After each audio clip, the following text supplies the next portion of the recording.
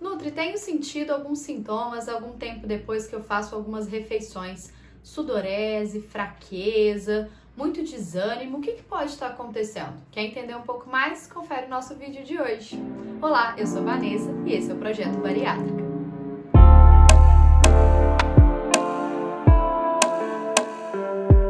Sejam muito bem-vindos a mais um vídeo. Vou começar já com aquele recado de sempre. Se inscreve no canal, curte, comenta, compartilha com todos os seus amigos, com pessoas que fizeram a cirurgia, que estão passando por esses sintomas, com pessoas que têm interesse em fazer e querem entender um pouco mais. Que hoje o nosso tema vai ser a famosa hipoglicemia reativa. E aí já vou dar um spoiler, pessoal, que o próximo vídeo dessa semana eu vou ensinar para vocês a fazer uma diferenciação bem fácil e bem simples do dumping, da hipoglicemia reativa e dos entalos, como que a gente vai saber passo a passo o que está acontecendo e o que a gente deve fazer em cada um. Mas primeiro a gente tem que saber um pouco mais sobre a hipoglicemia reativa. E antes de falar da hipoglicemia reativa, para quem ainda não assistiu, também confere o vídeo de dumping antes de ver o próximo da próxima quinta-feira. Por quê? Porque é importante que vocês entendam o que é o dumping, o vídeo sobre entalos. E agora a gente vai falar um pouco sobre a hipoglicemia reativa e depois eu vou dar aquele passo a passo simples de como entender um pouco mais sobre cada um, tá bom? Bom, então vamos lá, vamos entender o que é essa famosa hipoglicemia reativa, como que ela acontece, qual que é o mecanismo, para que vocês possam começar a observar esses sinais, esses sintomas, identificar e tratar melhor, tá, gente? Então a primeira coisa que nós precisamos saber: Vanessa, todo mundo que faz a cirurgia bariátrica vai ter hipoglicemia reativa? Não! É uma condição para o resto da vida? Para algumas pessoas, sim. Mas o que é mais importante? É uma condição totalmente controlável.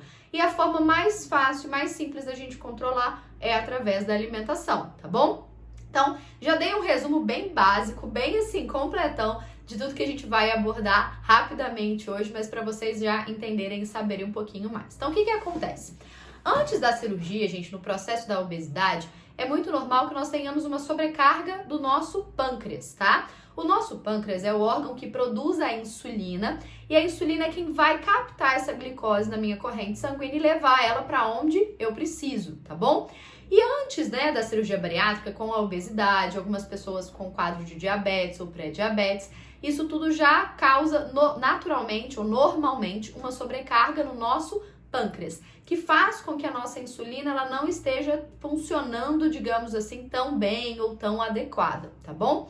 Depois, com o processo do pós-operatório, o processo da perda de peso principalmente, isso já dá, eu falo que é como se fosse uma folga para esse pâncreas. Então faz com que esse pâncreas comece a funcionar muito melhor. Ele vai funcionar, na verdade, mais adequadamente em relação à sua alimentação, tá bom? E aí o que acontece? Com esse pâncreas funcionando um pouco melhor, ele vai ter um controle melhor dessa glicose. Então é muito comum também, como eu falei até no vídeo de diabetes, que algumas pessoas logo depois da cirurgia já possam suspender algumas medicações para diabetes. Porque a própria perda de peso, além de ajudar a controlar a glicose por si só e pela alimentação, ela também ajuda com que o pâncreas passe a funcionar um pouco melhor, tá bom? E aí, gente, o que é essa famosa hipoglicemia reativa? O que acontece? Toda vez que nós nos alimentamos com qualquer tipo de alimento, a gente vai ter um aumento da nossa glicose sanguínea, tá? Que é o carboidrato, é o açúcar do sangue. E aí o meu pâncreas vai produzir essa insulina e vai mandar essa glicose para onde ela tem que ir, então ela vai cair um pouquinho ali no meu sangue, tá? Claro que, gente, essa elevação da glicose na corrente sanguínea, isso depende muito do que a gente está se alimentando. Então, existem alimentos que vão fazer com que essa glicose dispare e alimentos que vão fazer com que ela suba um pouco mais devagar, tá bom? E aí, a hipoglicemia reativa, o que acontece? A glicose sobe no meu organismo e normalmente esse pâncreas que está funcionando melhor, ou algumas pessoas passam a desenvolver um pâncreas hiperreativo, que é um pâncreas que vai liberar uma quantidade extrema de insulina, provoca uma queda muito acentuada dessa glicose. Então, quando essa glicose cai demais, o que acontece? A gente começa a ter alguns sintomas famosos da hipoglicemia, que pode ser uma sudorese, pode ser uma taquicardia, pode ser, até algumas pessoas chegam a desmaiar quando a glicose cai muito, fica um pouco mais fraco, uma bambeza, até um pequeno teto preto.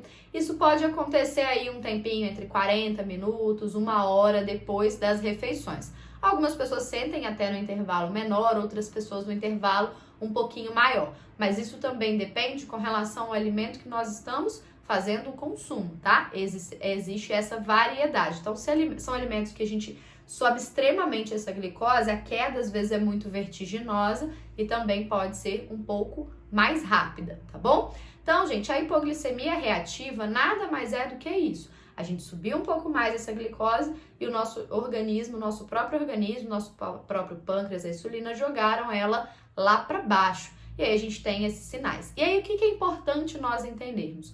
No caso da hipoglicemia, gente, nós precisamos corrigir, tá? Por quê? Uma glicose muito baixa pode levar a um desmaio, esse desmaio pode ter alguma consequência. Então imagina se a gente sente essa hipoglicemia andando no meio da rua, cai, machuca, tá? Uma glicose extremamente baixa pode levar ao coma. A glicose, gente, ela não é algo pra gente acabar na nossa alimentação, né? O carboidrato. Ela é algo só que a gente precisa controlar, porque ela é a nossa principal fonte de energia. Então a gente só precisa adequar um pouco melhor a alimentação para não deixar ela nem cair demais, ficar causando essa hipoglicemia, e nem subir demais para gerar, por exemplo, um quadro, uma doença de diabetes, tá bom? Mas é importante a gente ter essa ciência. Então, fique muito atento com esses sinais e sintomas para que a gente saiba fazer essa correção da forma adequada. Porque eu tenho, infelizmente, muitos pacientes, muitos relatos de pessoas também, a gente vê até na própria internet, que estão sofrendo com uma hipoglicemia reativa, achando que é dumping e corrigindo da forma inadequada, tá? Então, tanto o dumping quanto a hipoglicemia, gente, nós vamos corrigir através da alimentação, mas são pequenas correções diferentes e tem uma grande diferença entre os dois que eu vou trazer no vídeo de quinta-feira, que um desses dois nós precisamos corrigir um pouco mais rápido, nós precisamos fazer uma correção um pouco mais imediata, tá bom? E aí, por isso, vocês precisam entender o que está acontecendo no corpo de vocês, saber diferenciar para tratar dessa forma, tá bom?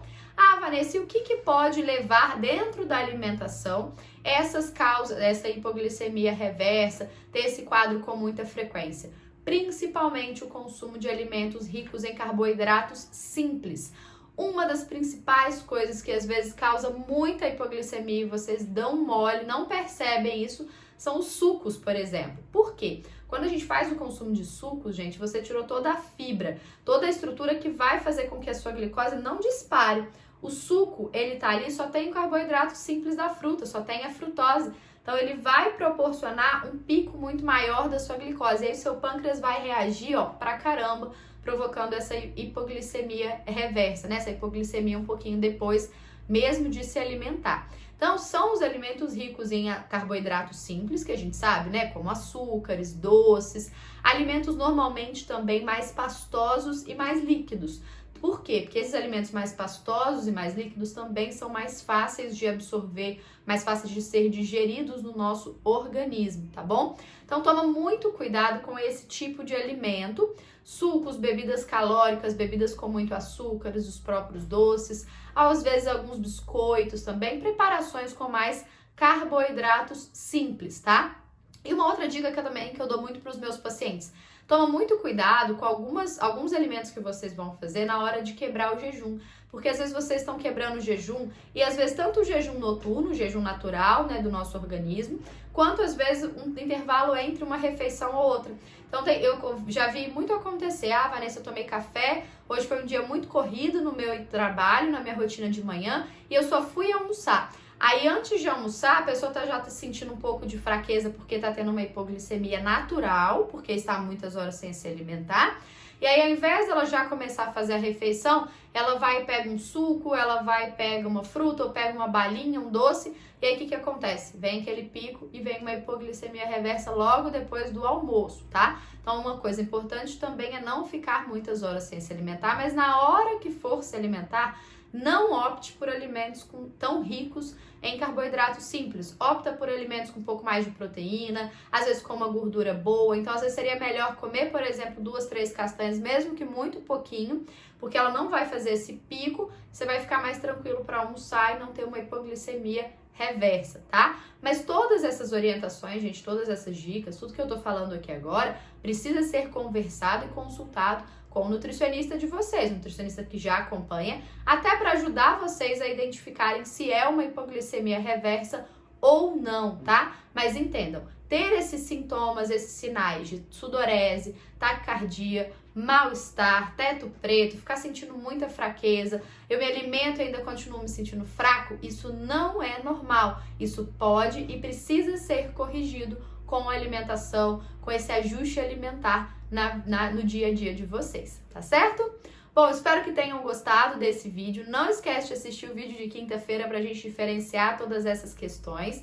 O que vocês tiverem de dúvidas, perguntas, coloca aqui no comentário, isso ajuda para que outras pessoas também possam entender pelo que vocês estão passando e eu vou sempre procurar responder para ajudar cada vez mais e mais pessoas. Deixa o seu like e se tá vermelhinho aqui embaixo é porque você ainda não é inscrito. Eu sei que parte de vocês não são, então se inscreve para que o nosso canal possa crescer cada dia mais. Um abraço e até o próximo vídeo.